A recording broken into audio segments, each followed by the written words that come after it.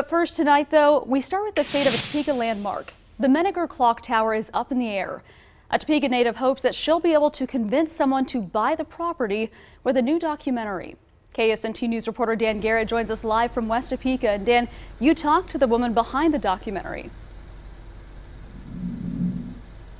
That's right, Brooke. Emily Cowan was given permission to go inside the Menninger Tower, which is behind me here. It may be hard to see, but I promise you it's there. Now, she was allowed to take pictures and videos inside, which she shared with us, and we're about to share those with you. And her hope is that people will see these photos and be inspired to help save the tower from being torn down.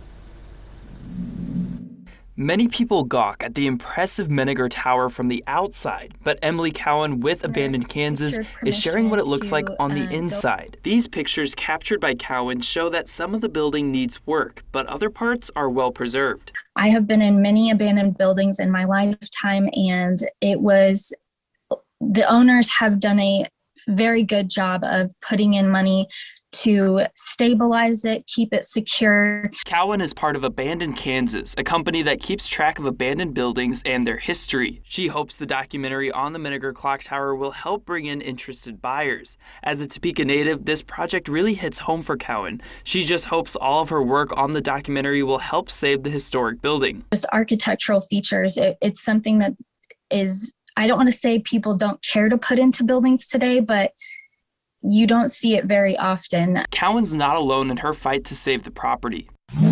Sammy Williams hopes to turn the building into a place for veterans to get help. He's applied for a grant through the VA that would cover up to 65% of construction costs. He says the photos from the inside is fueling him to push to save the tower. I've seen recent photographs of the inside of that building, and it looks solid. It really needs to be saved. There is another group here in Topeka run by Zach Haney, and that is called SaveMenningers.org. They are also trying to find someone to take over this property to keep it from being torn down. Covering local news that matters in West Topeka, Dan Garrett, KSNT News. All right, thank you, Dan.